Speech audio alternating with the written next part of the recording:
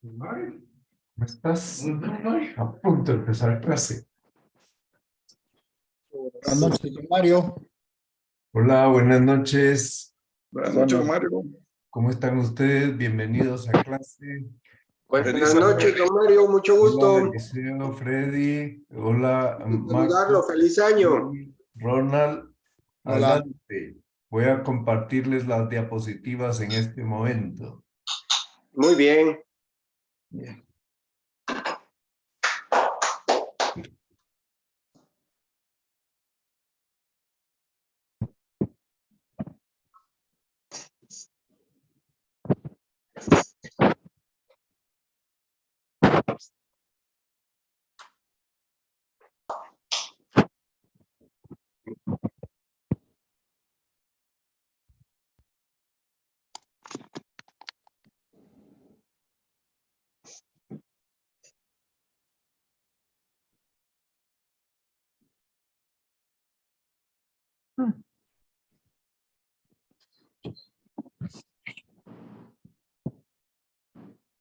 Dios te salve María, llena eres de gracia, el Señor es contigo, bendita tú eres entre todas las mujeres, y bendito es el fruto de tu vientre, Jesús. Santa María, Madre de Dios, ruega por nosotros pecadores, ahora y en la hora de nuestra muerte. Gloria al Padre, y al Hijo, y al Espíritu Santo.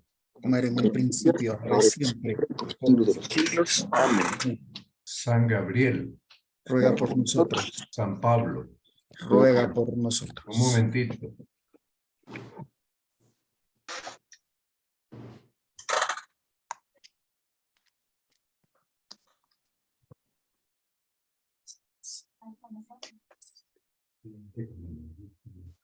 Buenas noches. Porque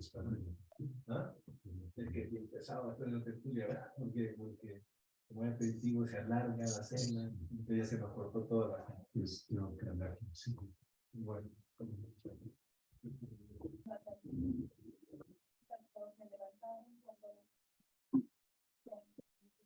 Muy bien, entonces la última vez habíamos empezado esta clase de la encarnación, como ustedes recordarán, la temática era la identidad de Jesús en el Nuevo Testamento, la identidad de Jesús a la luz de los concilios cristológicos, encarnación, conocimiento y voluntad humana de Jesús, valor del misterio de la encarnación y María, la Madre de Dios y de la Iglesia.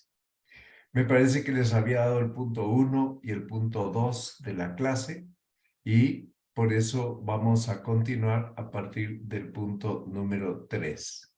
Bien, entonces este punto, se recuerdan que había unos concilios cristológicos, que vimos el concilio de Nicea y de Constantinopla, vimos el concilio de Calcedonia y vimos cómo se fueron desmontando los desórdenes que fueron apareciendo con el curso de los primeros 5 siglos respecto de la identidad de Jesús. Llegamos a la conclusión de que en Jesucristo hay una sola persona y 2 naturalezas perfectas, una humana y otra divina, y que además de eso hay pues 2 voluntades, 2 inteligencias, una humana y otra divina, y que no hay choque ni entre las inteligencias ni entre las voluntades. A eso se llama unión hipostática y les dije que la relación entre las dos naturalezas tiene 4 características inconfusas, indivisas, inseparables e inmutables. Bien, entonces unión hipostática. Vamos a hablar ahora de la encarnación como obra de las 3 divinas personas.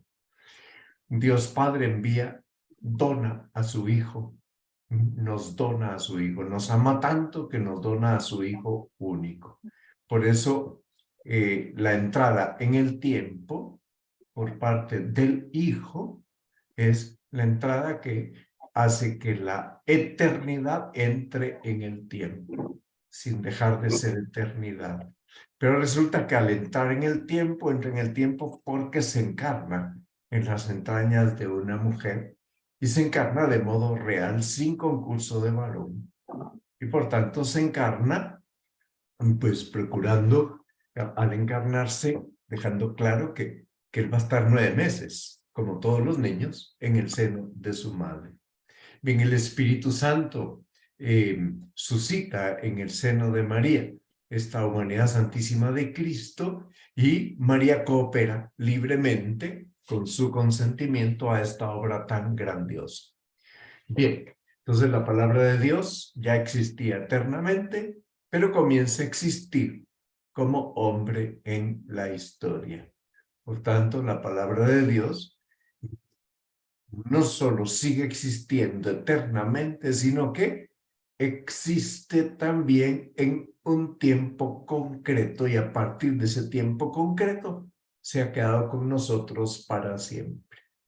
Bien, resulta que esos rasgos íntimos e inaccesibles del ser divino quedan evidentes a nuestros ojos, revelados con motivo de la encarnación.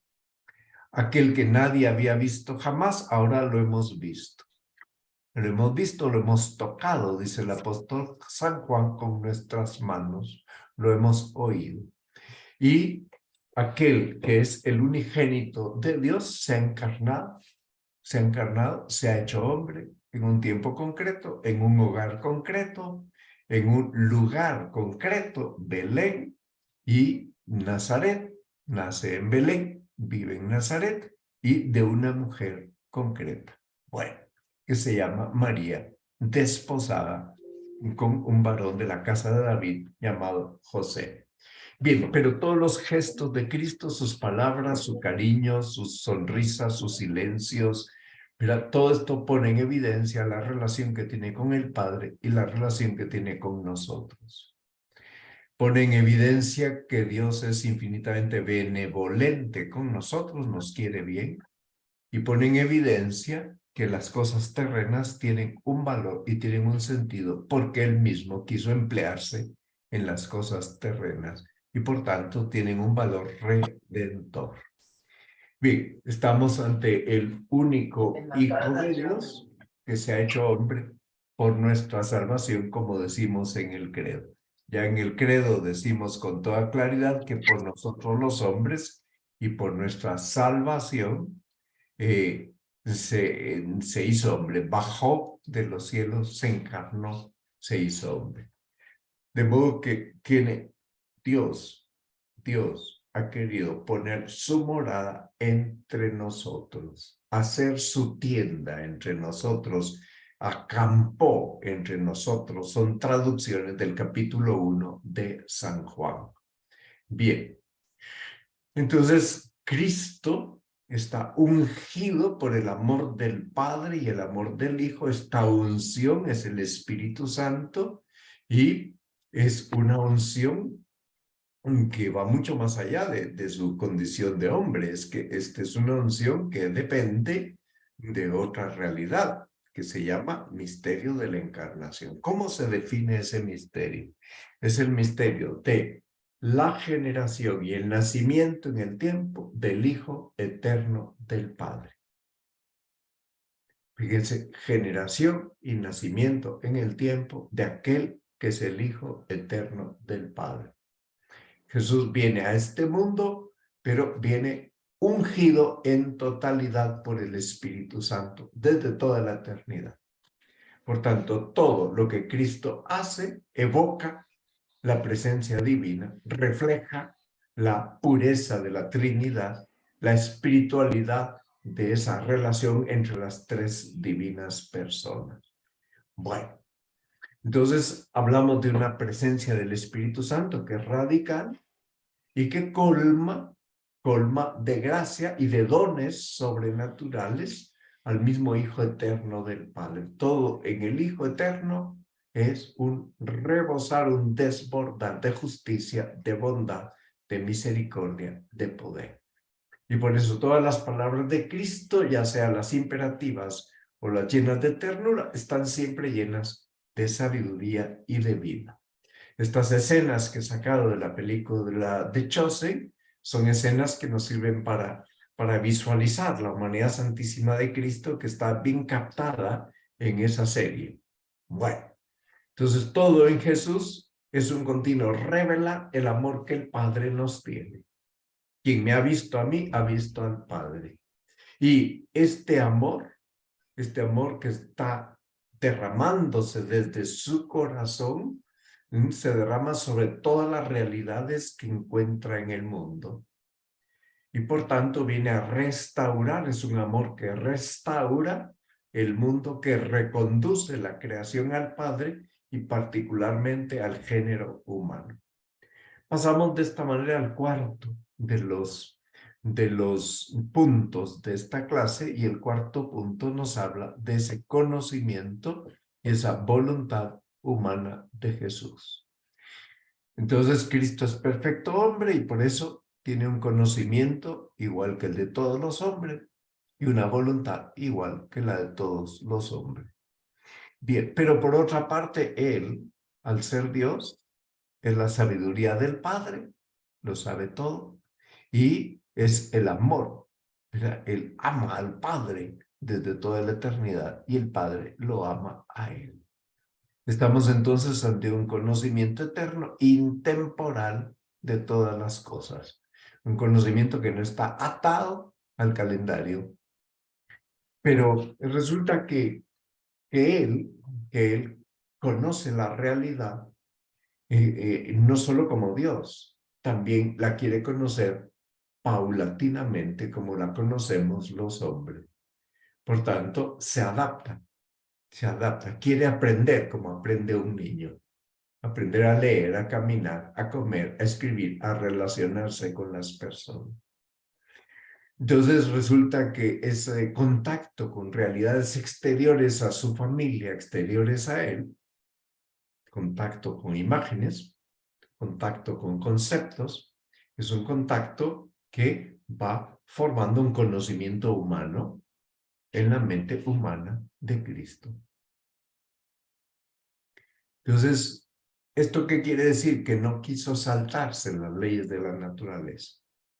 Y que así como los niños aprenden, él también, igual que todos los niños, aprendió a hablar, a escribir, a leer, a reconocer, a describir. Bien, entonces toda la religiosidad de Israel es aprendida por Jesús y enseñada directa y principalmente por María y por José. Contó con esto, como en la familia se transmite la fe. Bien, entonces la mente humana de Cristo es mente limitada, sí, porque mente de hombre.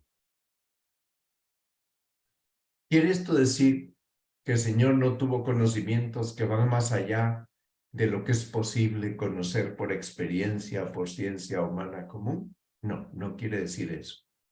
Porque Cristo tiene además conocimientos sobrenaturales. No se olvide que hay una unidad perfecta, inconfusas, indivisas, inmutables e inseparables de las dos naturalezas, la humana y la divina.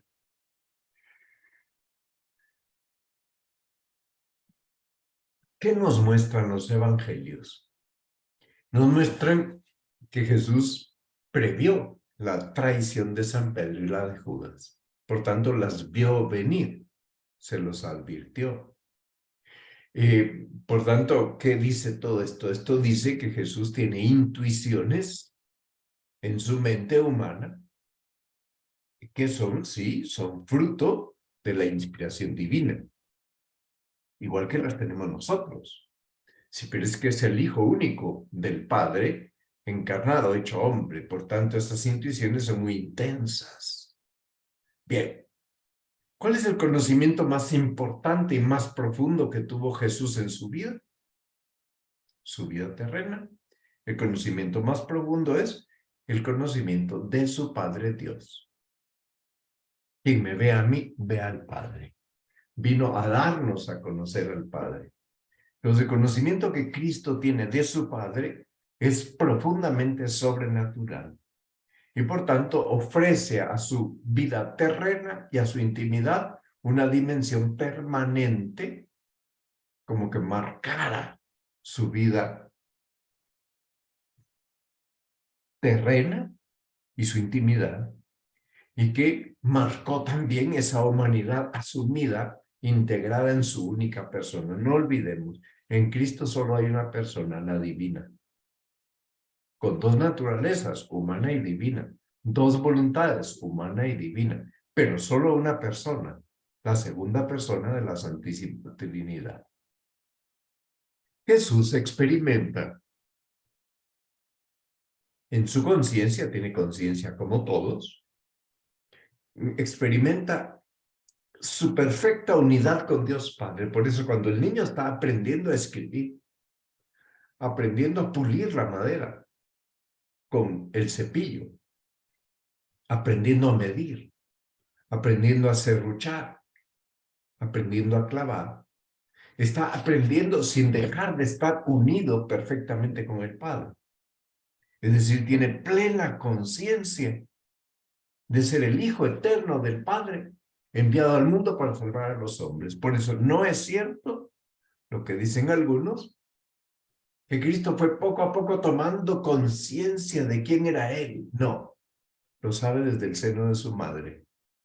Lo sabe desde el seno de su madre. Bueno.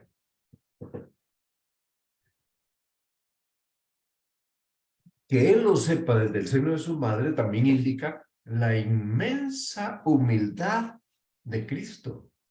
Su anonadamiento, ese abajarse de Cristo. Por tanto, la inteligencia humana de Jesús es una inteligencia en la que Él va aprendiendo cosas a través de la experiencia. La experiencia cuando se encuentra con los doctores en el templo, pues es probablemente la primera vez que Jesús está enseñando a unos adultos, que además tenían el calificativo de doctores. Pero resulta que, como no ha dejado de ser hijo de Dios, tiene un conocimiento íntimo e inmediato de su Padre Dios, mientras que como hombre aprende, como hijo eterno del Padre, sabe. Ese es un misterio, el misterio de la humildad de Cristo. Bien, pero no hay fingimiento en este misterio. Por tanto, sabe que está pensando San José. Sabe que están pensando los parientes que viven en Belén o en Nazaret. Sabe que piensan los que se le acercan, porque conoce plenamente los designios eternos que Él vino a revelar. Entonces Jesús tiene voluntad humana, igual que tiene inteligencia humana, tiene voluntad humana verdadera. Es un hombre plenamente libre. Si quieres, puedes limpiarme. Quiero, queda limpio. Bueno, Jesús toca los ojos, Jesús da órdenes a las enfermedades, Jesús da órdenes al agua, al viento, a las olas, Jesús da órdenes a los demonios. Entonces, es libre por varios motivos, pero ¿cuál podríamos decir que es el primero para poder entender esta libertad de Cristo? El primero es que no estuvo sujeto al desorden interior que en nosotros procede del pecado original. Es que en Él no hay pecado original.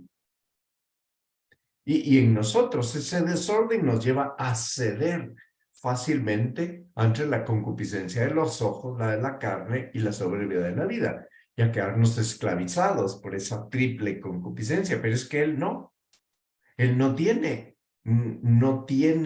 dijéramos, esa debilidad que tenemos nosotros, y como tiene una voluntad totalmente libre, no hay pecado original en Cristo, Cristo no cede a esas tres concupiscencias. Pero además es libre porque sus acciones siempre están movidas por el amor a su Padre. Todo lo hace por amor. Nosotros a veces actuamos por conveniencia, actuamos por gustos, actuamos por ganas. Él actúa por amor. Él está obedeciendo a la voluntad de su Padre, a la misión que su Padre le ha encomendado. Lo único que le interesa en esta tierra es realizar aquella voluntad, y el amor del Espíritu Santo en su corazón llena todos los actos de Cristo de justicia y de caridad. Entonces, las personas podían haber intentado condicionarlo, sí, pero él no se dejó condicionar. No se deja condicionar por circunstancias, ni por costumbres, ni por miedos. O sea que las barreras culturales de la sociedad de su tiempo podían haberlo presionado, pero él no se pliega a esas barreras. Y resulta que en ese tiempo en que Jesús vive, los hombres y mujeres justos desprecian a los hombres y mujeres pecadores. Procuran no comunicarse con ellos. Jesús se comunica con ellos. Jesús no los desprecia. Los busca para rescatarlos. Entonces tiene una gran libertad. La gran libertad de Cristo le permite elegir siempre lo que es bueno para las personas y lo que agrada a Dios Padre. Por tanto, en Cristo no hay ninguna elección errática. Jesús realiza con su voluntad humana lo que Él decidió desde toda la eternidad junto con el Padre y el Espíritu Santo. Pero todas las acciones de Cristo que llevan consigo, llevan amor, llevan misericordia, llevan verdad, llevan justicia. Pero todo eso ocurre dentro de la historia, por tanto, la historia queda marcada por la actuación, los señalamientos, la conducta del único justo que es Cristo. Vamos a hablar del valor del misterio de la encarnación. Fíjense que decimos en el credo, se encarnó por obra y gracia del Espíritu Santo y nació de María Virgen, por obra y gracia del Espíritu Santo. Y nació de María Virgen. Entonces, ¿qué valor tiene esto para una persona caucásica, para una persona de raza negra, para una persona asiática, para una persona, pues, diríamos en Guatemala, como fruto de la unión de los indígenas con los españoles, aparecen los mestizos, pero es que aquí no se llaman mestizos ni criollos, ¿verdad? Aquí, pues, tienen otro nombre. Entonces, ¿qué consecuencias tiene?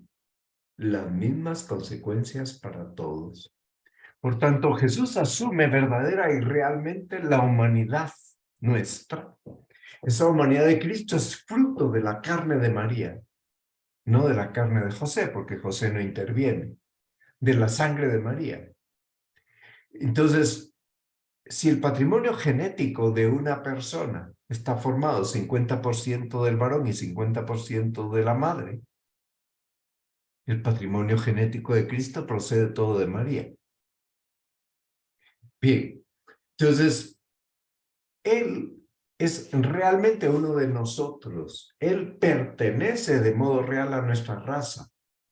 Tanto no nos mira con distancia, no nos mira como un extraterrestre, pero la carne suya es la carne de una mujer, y por esa carne entregada por Cristo en la cruz, nosotros nos divinizamos, nos rescata. Bueno, entonces, si Él no tuviera una verdadera naturaleza humana, no tendría corazón, no tendría alma humana. Por tanto, Él no podría sufrir, no podría morir, y por tanto no podríamos hablar de resurrección. Por eso cuando hablamos de la encarnación estamos hablando de un misterio que es básico para todos los demás misterios. Todos los demás misterios de la vida de Jesús están relacionados con este misterio de la encarnación. El misterio de la pasión y muerte, el misterio de la resurrección, el misterio de su presencia real en la Eucaristía, todos los demás misterios están vinculados a la realidad, al realismo de la encarnación.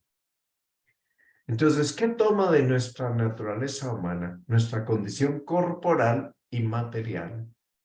Una condición que está sometida a necesidades.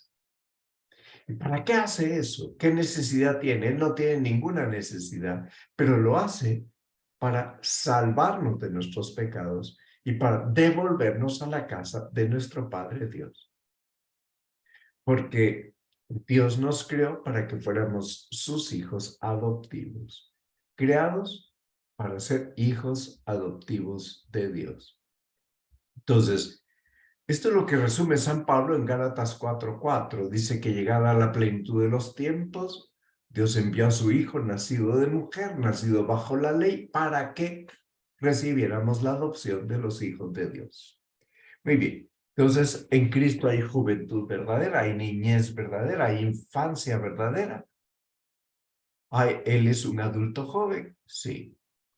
Entonces, cuando hablamos de la vida oculta de Cristo, entendemos que esos años de vida oculta son los años de vida oculta del Hijo Eterno del Padre. Por tanto, tienen repercusión, tienen relevancia pública, aunque no la tuvieran de modo evidente. Ya se está haciendo la redención. A partir del momento de la encarnación se hace la redención. Entonces, la redención tiene lugar desde las entrañas de María hasta la venida del Espíritu Santo y sigue haciéndose. Por parte de Dios está completa, por parte nuestra está haciéndose. Entonces, cuando decimos que Cristo subió al cielo y está sentado a la derecha del Padre, estamos hablando de su lugar, entre comillas, en el cielo. Pues Él, que está sentado a la derecha del Padre, esto significa la posesión pacífica de el reino por parte de Cristo a la derecha del Padre, es decir, en un lugar de privilegio. Entonces, ¿de qué nos habla esto? Nos habla de que desde ahí está otorgándonos su gracia, para que podamos descubrir cada día lo que no hemos descubierto en nuestros quehaceres cotidianos. ¿Y qué es lo que nos toca descubrir? El amor que Dios nos tiene. De modo que esos quehaceres cotidianos, que son expresión del amor de Dios, son cauce para nuestra santificación. Y como Jesús caminó con pies de hombre, trabajó con manos de hombre, con cabeza de hombre, con voluntad de hombre, amó con corazón de hombre, con cabeza de hombre. Entonces la vida de Cristo es camino nuestro, es nuestro camino, es la que nos conduce al Padre. Por eso Él dice, yo soy el camino, la verdad y la vida. Pero además es que tienen valor redentor todas las obras de Jesús. Tienen un valor revelador, no solo un valor redentor, tiene un valor que revela. ¿Qué es lo que revela? El amor que Dios tiene por nosotros. Y tiene un valor recapitulador. Por tanto, hablamos de una triple dimensión del valor de las obras de Jesús. Valor redentor, valor revelador, valor recapitulador. ¿Y qué quiere decir valor recapitulador? Quiere decir que todo está recapitulándose en Cristo, que el proyecto de Dios sobre la humanidad, que esta reinstauración de la soberanía de Dios en el mundo, está teniendo lugar a través de la persona de Cristo. Entonces, ¿qué hace María como Madre de Dios y Madre de la Iglesia? Fue predestinada para eso, para ser la Madre de Dios desde la eternidad. Predestinada. ¿Y en qué momento es predestinada? En el momento en que Dios ha planeado la encarnación del Verbo, pensó en aquella que iba a ser su madre. Entonces, cuando el ángel San Gabriel saluda a María, le dice algo tan singular que nunca se ha dicho a nadie, llena de gracia. O sea que antes que el Verbo se encarnara, María ya era, por su correspondencia a los dones divinos, llena de gracia. Claro, el Señor le fue concediendo nuevos dones especiales, pero se las concedió desde toda la eternidad, porque ella iba a ser la Madre de Dios. Es el palacio que Dios se preparó en la tierra. María ha sido guiada por esos dones y María va dando su libre consentimiento al anuncio de su vocación. Claro, pero eso tiene lugar un día concreto que nosotros ubicamos en el 25 de marzo, un día concreto. 9 meses exactos antes del nacimiento de Cristo, que ubicamos el 25 de diciembre. Pero para llegar a ese momento, la preparación de María empieza en su concepción inmaculada, cuando ella fue concebida. Desde el punto de vista temporal empieza ahí, pero desde el punto de vista espiritual, desde toda la eternidad, Dios la planeó así. Entonces María permanece pura de todo pecado personal, porque ella va correspondiendo a esos dones y va entregándose libremente y de modo pleno al servicio de la obra redentora de su Hijo, a partir de la encarnación. Pero hay un antes, hay eslabones anteriores de correspondencia. Sin saber con claridad cuál era su misión, ya iba correspondiéndose. El Espíritu Santo la iba preparando. Cuando en 1854 el Papa Pío IX, declara el dogma de la Inmaculada Concepción de María, usa estas palabras, dice que fue preservada inmune de toda mancha de pecado original.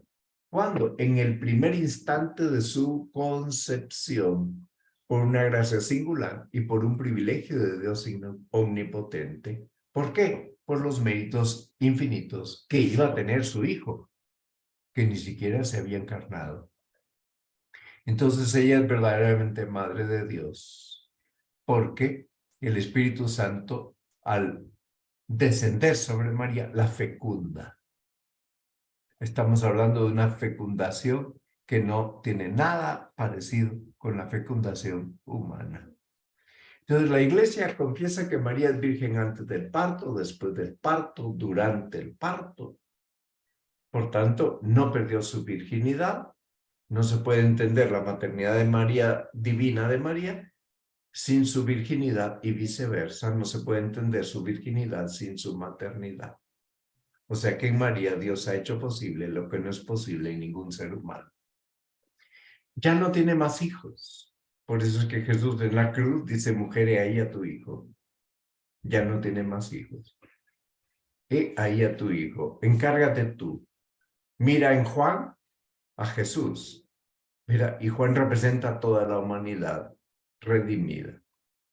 Y por eso es llevada al cielo en cuerpo y alma, el dogma que se declara como tal el 1 de noviembre de 1950, el último dogma de fe declarado por el Papa Pío XII. Pero como resulta que María siempre coopera con el plan de Dios, sigue haciéndolo, porque en el plan de Dios estamos nosotros y en nosotros la redención se está haciendo. Y luego están las generaciones que vienen después de nosotros. Entonces María es verdaderamente Madre nuestra en el orden de la gracia. Está cooperando al nacimiento de la vida de la gracia en cada persona, en cada fiel. E intercede para que consigamos los auxilios que necesitamos de Dios.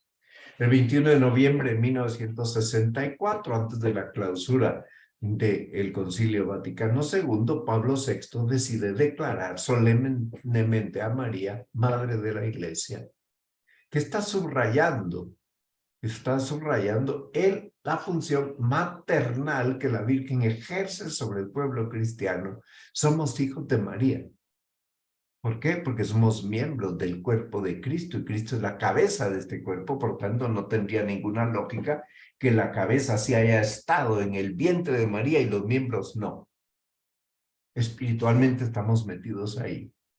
Por eso es imposible ser cristiano y no ser mariano. Bien, entonces la Iglesia la honra con un culto especial que se llama culto de hiperdulía, de gran veneración.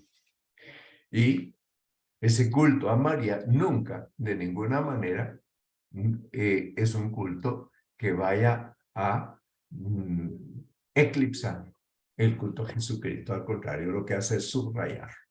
Muy bien. ¿Quieren preguntar alguna cosa?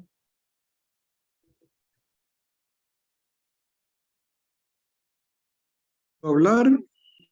Hola, Juan. Buenas noches.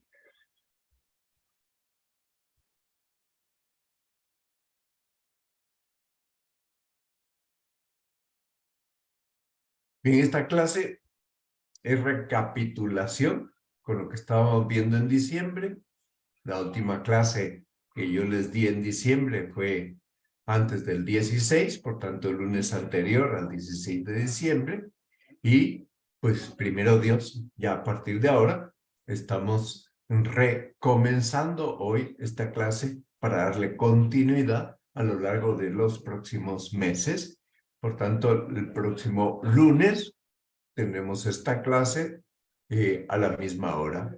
Pero ahora voy a tocar en el lunes siguiente, el punto va a ser la pasión, muerte y resurrección de nuestro Señor Jesucristo, para después hablar de Pentecostés y después de la iglesia fundada por Cristo. Muy bien. Entonces, si quieren ustedes pasar este link a otros amigos para que entren en la clase, maravilloso. Si quieren que entren en el chat, pásenle por favor a Julio Alonso, pásenle la dirección del amigo que ustedes quieren que les llegue la información cada semana, y de esa manera pues va a estar ya metido en el chat y se le va a estar recordando todas las semanas que tenemos clase el lunes a las 7 de la noche. Bueno, pues que Dios les bendiga, que tengan un feliz año 2023. Ya los estuve encomendando a los pies de la Virgen de Guadalupe en México, en un viaje maravilloso. Pude estar 2 veces en la Basílica y pues los he tenido muy presentes. Ayer además pude darle un abrazo personalmente a Mario Suárez, que hoy está en clase desde la Ciudad de México y que pues durante 5 años nos acompañó en estas clases aquí en Guatemala. Muy bien, bienvenido también, Mario. Gracias, padre. Y muchas gracias por su visita. Bueno, para servirles, y muchas gracias a ti por recibirme el día de ayer en la iglesia de San José María, en la colonia Santa Fe de la Ciudad de México. Dios te salve María, llena eres de gracia, el Señor es contigo, bendita tú eres entre todas las mujeres y bendito es el fruto de tu vientre, Jesús. Santa María, Madre de Dios, ruega por nosotros pecadores, ahora y en la hora de nuestra muerte. Gloria al Padre y al Hijo y al Espíritu Santo. Muere en un principio, ahora y siempre, por los siglos de los siglos. Amén. San Gabriel. Ruega por nosotros. San Pablo. Ruega por nosotros. Santa María Esperanza, nuestro asiento de la sabiduría. Ruega por nosotros. Que descansen, que tengan muy buena noche. Gracias, don Mario, y gracias por sus oraciones. Dios les bendiga a todos. Nos vemos. Don Mario, cuídese. Buenas noches.